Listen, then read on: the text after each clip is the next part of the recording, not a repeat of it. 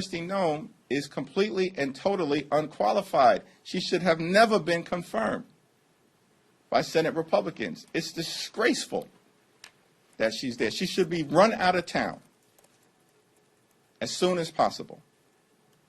Figuring out the best way to accomplish that objective is going to take a conversation and strategic engagement, as we've done on every other issue, particularly in areas where we continue to win on behalf of the American people.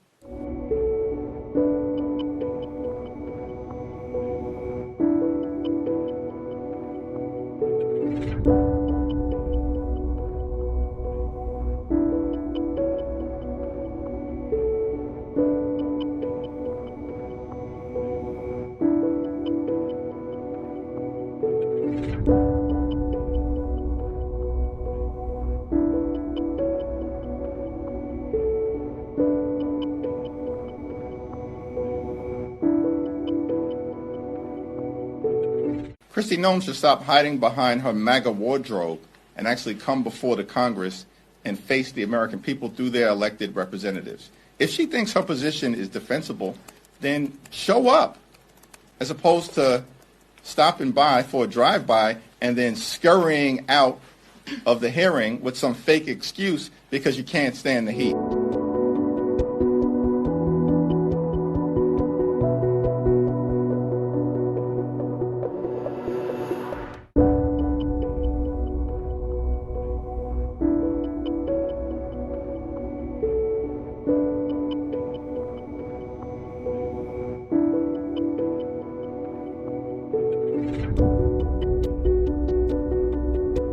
The killing of Renee Good was an abomination, a disgrace.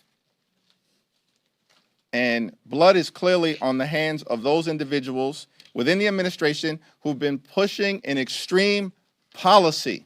We support the removal of violent felons from this country who are here illegally. But that's not what this administration has been doing under the so-called leadership of Kristi Noem, who's a stone-cold liar. There's no evidence at all that this was a justified shooting.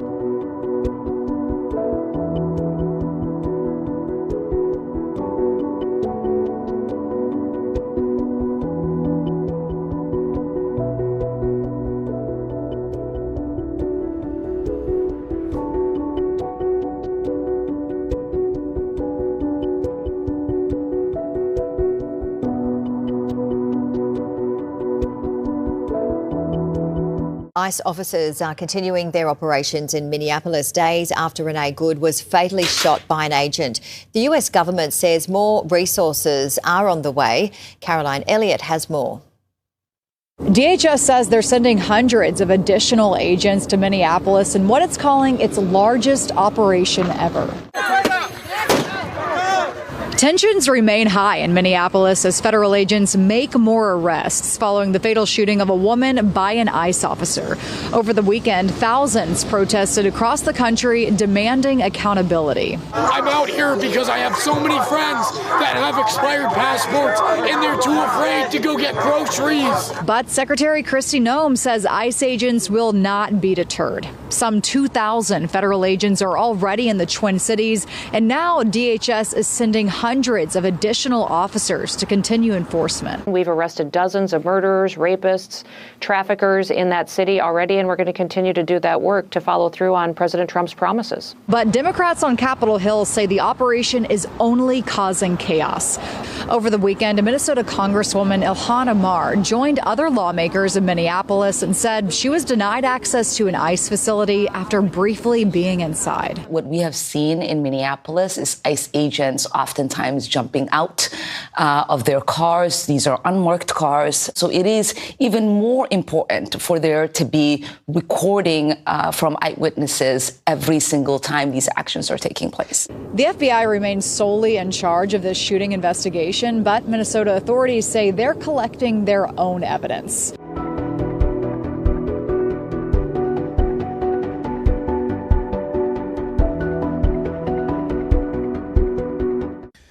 My name is Keith Ellison. I'm the Attorney General for the state of Minnesota. And I'm so honored to be joined and in partnership with the city of Minneapolis under the leadership of my friend Jacob Fry, and the city of St. Paul under the leadership of Mayor Herr, who is also a dear friend of many years. We've come together, and we're here to announce a lawsuit we're filing against the United States Department of Homeland Security to end the unlawful, unprecedented surge of the federal law enforcement agents into Minnesota. Because this has to stop. It just has to stop. We allege that the obvious targeting of Minnesota for our diversity, for our democracy, and our differences of opinion with the federal government is a violation of the Constitution and of federal law. We allege that the surge's reckless impact on our schools, on our local law enforcement, is a violation of the 10th Amendment and the sovereign laws and powers of the Constitution grants to states. We allege that DHS's use of excessive and lethal force, their warrantless, racist arrests, their targeting of our courts, our churches, houses of worship, and schools are a violation of the Administrative Procedures Act on arbitrary and capricious federal actions. And we ask that the courts will end the surge of thousands of DHS agents into Minnesota. We ask the courts to end the DHS unlawful behavior in our state, the intimidation, the threats, the violence. We ask the courts to end the tactics on our places of worship, our schools, our courts, our marketplaces, our hospitals, and even funeral homes. The deployment of thousands of armed, mass DHS agents to Minnesota has done our state serious harm. This is, in essence, a federal invasion of the Twin Cities and Minnesota, and it must stop. DHS agents have sown chaos and terror across the metropolitan area and in cities across the state of Minnesota. Schools have gone onto lockdown.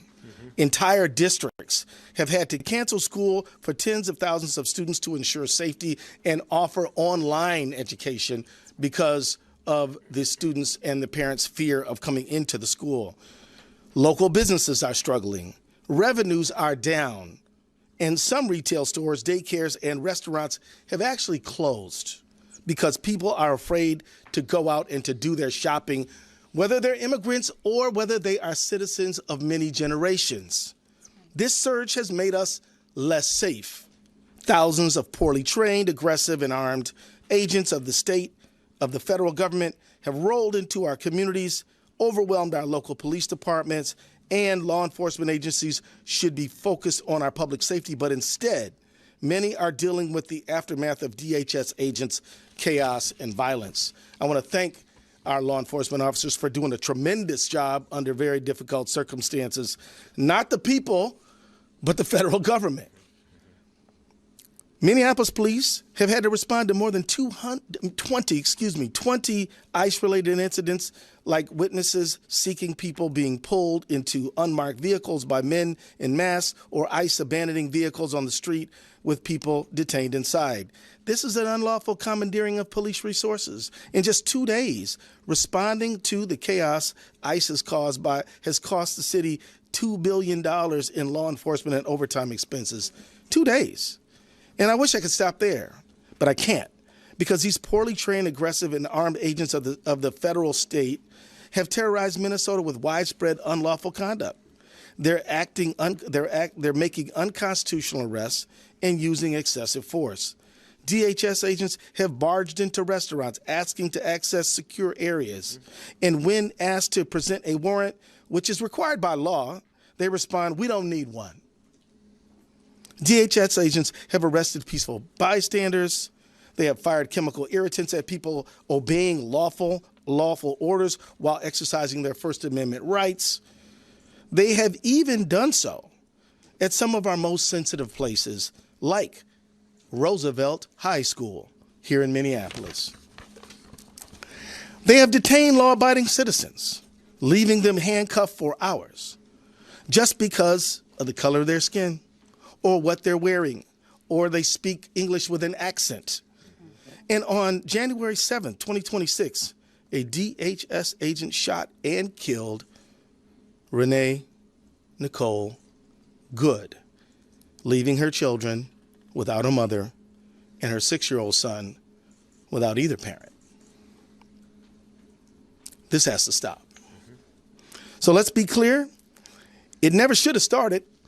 These agents have no good reason to be here. Minnesota's non-citizen immigrant population is just 1.5%, which is half the national average. Our state's percentage is lower than Utah, Texas, and Florida's, but none of those states have thousands of federal agents swarming their streets or harming their people. The administration says that they're focused on finding criminals. Worst of the worst, they say. But many of the people the DHS is arresting in Minnesota have no criminal history. That fits a pattern.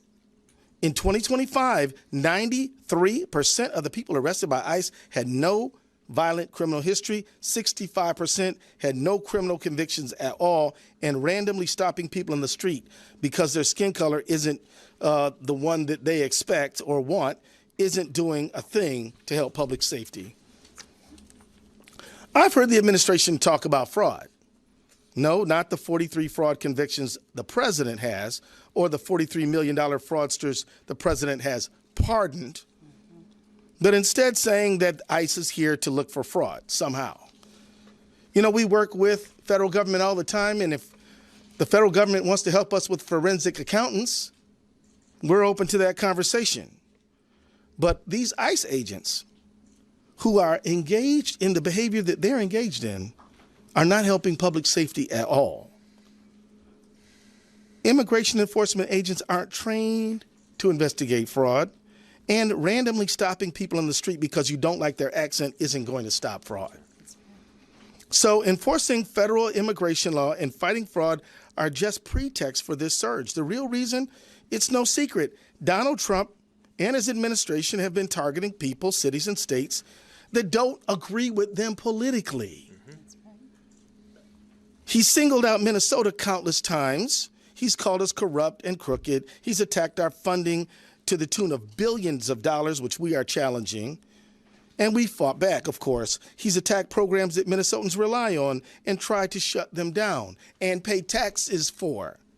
And he's attacked Minnesotans with despicable, racist, xenophobic language. The truth is, Donald Trump doesn't seem to like our state very much. But what's that about? He doesn't like our best in the nation, safe and secure elections. And sometimes he doesn't like who we choose in them. Just last week, Trump claimed that he won Minnesota 3 times, when in fact, he's never won Minnesota. He doesn't like how we take care of each other or how we make sure our kids have enough to eat. He doesn't like the strength that immigrant communities bring to our state. And he doesn't seem to like that we protect our neighbors no matter where they were born.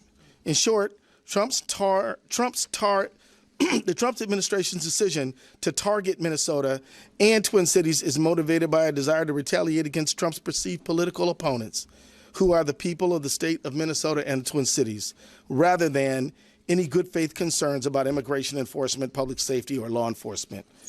In conclusion, I didn't have the pleasure and the benefit of knowing Renee Good, but her friends and family knew her as someone who was kind, someone who loved her family deeply, and someone willing to stand up for her neighbors. That sounds like the Minnesota that I know. The administration wants to paint false political narratives about us, but we know who we are and we know our rights. The Constitution gives Minnesota the sovereign authority to protect health and well-being of every single person who lives on our borders. The Constitution gives us the right to vote for who we want, pray however we want, and be whoever we want without fear of being racially profiled, assaulted, or killed in our own communities. We're going to defend those rights because as much as they like to believe it, DHS is not above the law, and the people of Minnesota are certainly not beneath it.